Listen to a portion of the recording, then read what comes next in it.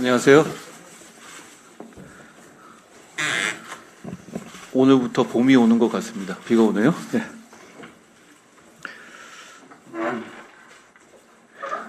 최근에 한국갤럽이나 다른 여론조사에서 여러 가지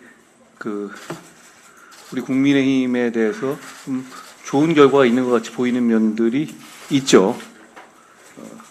저는 달라진 게 하나도 없다고 생각합니다.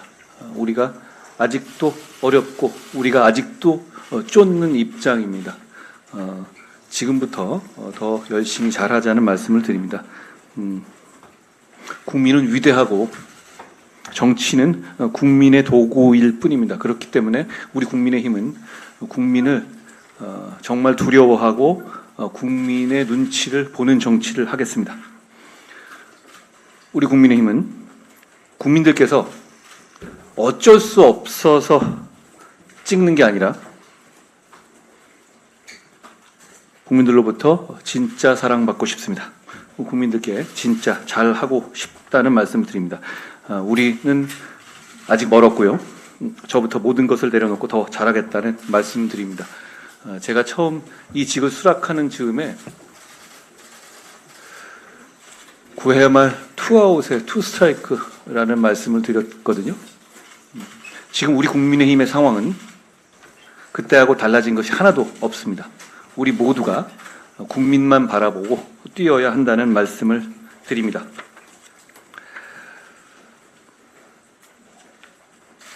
우리 국민의힘의 공천이 시스템 공천으로 나름 원칙을 지켜서 진행되고 있다고 저는 생각합니다. 단적으로 발표할 공천의 결과에 대해서 저도 보도자료가 만들어지는 무렵에 보고를 받습니다. 그 내용에 관여하지는 않습니다. 다만 우리 모두 지켜줘야 할 것은 공관위의 투명하고 공정한 절차입니다. 그 점을 지키기 위해서 노력하고 있습니다. 우리 국민의힘이 제시할 수 있는 모든 훌륭한 분들이 모여서 한 지역구에 단 한 분만을 저희가 제시할 수밖에 없잖아요. 그러니까 그 공천의 구조상 훌륭한 분들께서 많이 탈락할 수밖에 없습니다.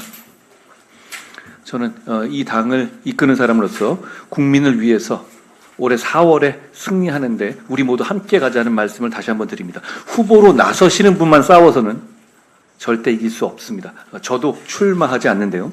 저를 비롯해서 후보로 나서시지 않는 분들도 함께 전력을 다해 가주셔야 이길 수가 있습니다. 그것이 동료 시민을 위한 우리 국민의힘의 정치입니다. 비례정당 관련해서 잠깐 말씀드립니다. 지금 현재 민주당 계열의 비례 후보 결정 과정을 보면 그야말로 난사판 복마전이라고 할 수 있습니다. 종북으로 헌법재판소에서 해산된 정당의 후신이 비례정당의 연합 과정에서의 협력 등을 근거로 해서 지역구 15석을 내놓아라 라는 식의 음험한 뒷거래들이 이루어지고 있다는 보도가 있습니다. 그리고 그 내용들이 민주당에서 제대로 부인되고 있지 않는 것을 봐도 사실에 가까운 것으로 보입니다. 그런 음험한 뒷거래에 정작 주권자 국민은 어디에도 없습니다. 그런 식의 정치는 주권자 국민을 배신하는 정치라고 생각합니다. 저희는 그렇게 하지 않겠습니까? 저희는 피치 못할 사정으로 저희가 플랜 B로서 비례정당을 준비하고 있는데요. 그 비례정당은 바로 우리 국민의힘에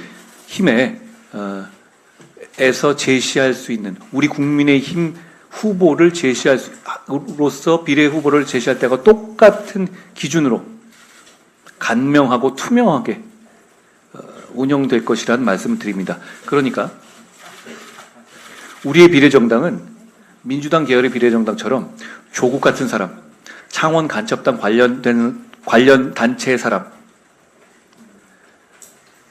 종북으로 해산된 정당의 후신 관련한 사람들, 이런 사람들이 뒷구멍으로 공천되는 통로로 활용되지 않을 겁니다. 정확하게. 우리 국민의 힘이라면 제시할 만한 분들을 똑같은 기준에서 국민들께 제시할 것이라는 말씀을 드립니다. 최근 민주당은 전화 컷오프, 밀실회의 등 무늬만 시스템 공천으로 당내 민주주의의 실종을 여실히 드러내고 있습니다. 그리고 밖으로는 다른 야당들과 함께 의석 나눠 먹기에 골몰하며 국민께 또 한 번 실망스러운 모습을 보이고 있습니다. 태생부터 잘못된 선거제를 고집하더니 우리 민주주의와 선거를 어디까지 혼탁하게 만들지 걱정입니다. 사실상 위성정당인 비례연합정당을 통해 반미, 종북, 괴담 세력과 시위 선동꾼들을 불러들이더니 진보당과 지역구 및 비례의석을 주고받기 위한 본격적인 논의를 시작했다고 합니다. 녹색정의당은 또 민주당의 통합비례정당에 참여를 거부하면서도 접전지에서 지역구 연대는 바람직하다는 입장을 발표했습니다. 이처럼 저마다 계산기를 두드려가며 지역구와 비례의석을 멋대로 거래하는 것이 국민을 무시하는 태도가 아니면 무엇이겠습니까? 지금 민주당을 비롯한 야당들은 이해관계와 덕실 계산에만 매몰된 나머지 공천의 기본을 놓치고 있습니다. 유권자들을 선거에 도장 찍는 존재로밖에 여기는 것이 아니라면 이렇게 해서는 안 되는 것입니다. 비전과 정책을 개발하고 훌륭한 인물을 공천하여 국민께 다양한 선택지를 제공하는 것은 선거에서 정당이 해야 할 중요한 역할입니다. 이런 정치의 정도를 거스리고 비례 순번 거래와 지역구 나눠먹기 등 야합에 몰두하는 야당들이 앞으로 얼마나 더 국민의 눈살을 찌푸리게 만들지 걱정스럽습니다. 우리 국민의 힘은 이런 혼란에 휩쓸리지 않고 오직 국민만을 바라보며 좋은 정책과 인물로 선거에 임하겠다는 약속을 드립니다.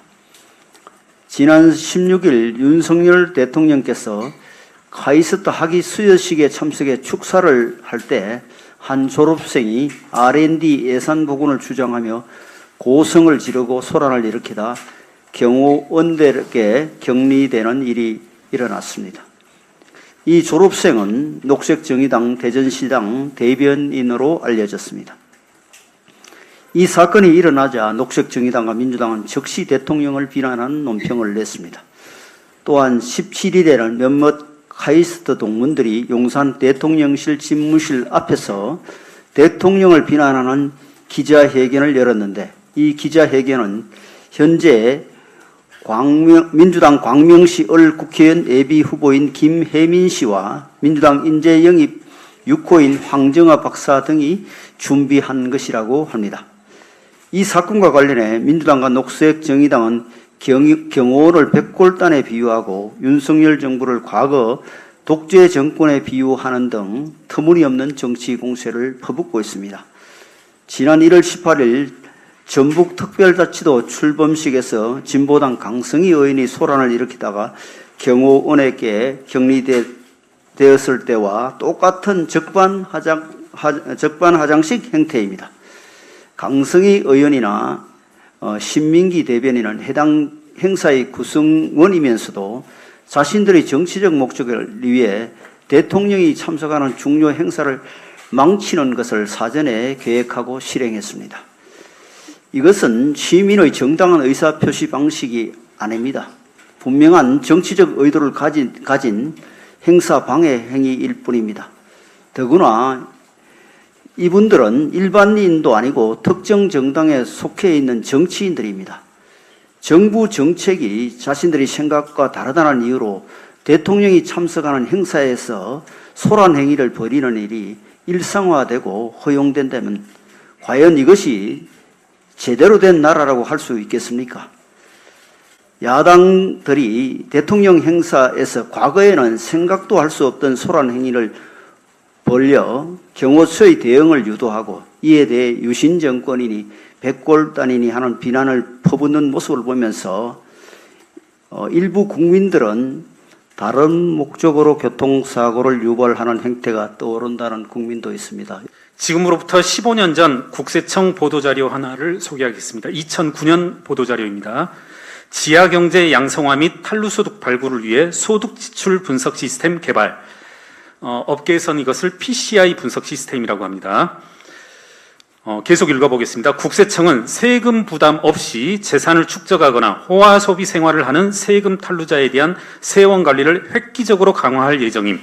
제가 짧게 소개한다라면 이게 이제 당시 업계에서도 상당히 화제가 되었었는데요. 어떤 납세자의 소비 패턴, 소비량을 분석해서 그것과 소득을 비교해 보겠다는 겁니다. 연봉 2천만 원인 사람이 매년 5천, 7천을 소비한다. 그러면 눈여겨보고 세무조사 대상으로 삼겠다는 겁니다. 거기에서 한 5가지 사례가 있는데 한번 그 중에 한 분을 가져와서 제가 읽어보겠습니다. 특정인을 지칭하는 것 아닙니다. 절대. 해당 사업자는 559 소재 시가 25억 원 하는 고급 주택에 거주하며 고급 승용차를 소유하고 자녀 3명을 캐나다로 유학 보내고 해외여행 등을 32차례 가는 등 소득에 비해 소비 수준이 과다한 것으로 분석. 저는 이것을 읽고서 특정인을 거론하지 않는다고 했는데 경남의 김모 의원, 비례대표 윤모 의원, 그리고 아닙니다. 다음에 얘기하겠습니다. 이런 생각을 했습니다. 그리고 지난 금요일 날 재밌는 보도를 하나 봤습니다. 먼저 조국 장관께서 조국 신당과 민주당을 뭐라고 소개를 했냐면 일제와 싸웠던 독립운동의 정당이고 권위주의와 싸운 민주화 운동의 정당이라고 표현했는데 그 중에 한 분 임종석 의원과 관련된 기사 내용입니다. 한번 몇 가지를 읽어보겠습니다. 연면적 69평 규모의 평창동 주택입니다. 테러홀딩스는 매입과 동시에 대대적인 리모델링을 거쳤다. 외벽 소재를 고급화하고 높이도 올린 채 마당 잔디와 조경까지 전부 새로 꾸몄다. 사실 제가 이 2019년 5년 전이죠. 이 보도, 이 언론사 아닙니다. 다른 언론사 보도에 상당히 이제 뭐 자문을 해주고 깊숙이 개입을 했었는데 제가 알기로는 꽤 큰 금액이 리모델링에 들었다고 이야기를 들었습니다. 그 리모델링한 평창동 주택에 대해서 임종석 전 비서실장은 언론 보도 내용 그대로입니다. 6월 7일 계약을 맺고 사흘 뒤인 10일 입주를 끝냈다. 그리고 전세보증금은 7억이었다. 이렇게 되어져 있습니다. 2019년 1월 임종석 전 비서실장은 6억 5천만 원 재산 신고를 했고 잘 알다시피 2019년 이후 지금 19, 20, 21, 22, 23 5년 동안 알려진 소득은 없는 것으로 되어져 있습니다. 테러홀딩스의 오너는 김동석 회장이고 전남 장흥군 같은 고향 출신입니다. 평소 호영호재 하는 사이이고 이에 대해서 각종 사진으로 얼굴들이 알려져 있습니다. 한번 짧게 마무리하기 위해서요. 제가 이때 보도 과정에서 되게 취재 과정에서 되게 의아했던 게 뭐였었냐면 당시 2020년 총선을 앞두고 있었고 종로 지역구에 출마한다고 하였으며 그 종로 지역구 소재 평창동 주택이었습니다. 돌연 2019년 12월에 정계 은퇴를 선언하였습니다. 잘 아실 겁니다. 제가 마지막으로 이 김동석 회장 당시 집의 주인인 격이죠. 이분이 장흥신문에 소개된 것 그대로 기사 제목과 몇 줄만 읽고서 마무리하겠습니다. 장흥 꽃이 핀다. 정모 군수 김동석 회장 큰 결단. 장흥군 1조 2천억 원 수소연료전지 발전소 유치. IT에너지 이곳은 김동석 회장이 이끄는 회사입니다. 한국서버발전과 200메가와트급 발전소 건립 MOU 체결. 건설 운영에 6,500여 명 필요, 일자리 지역경제 활성화 기대. 이것에 대해서는 제가 가지고 있는 자료가 더 있는 만큼 다다음번에 계속 말씀을 드리도록 하겠습니다. 감사합니다.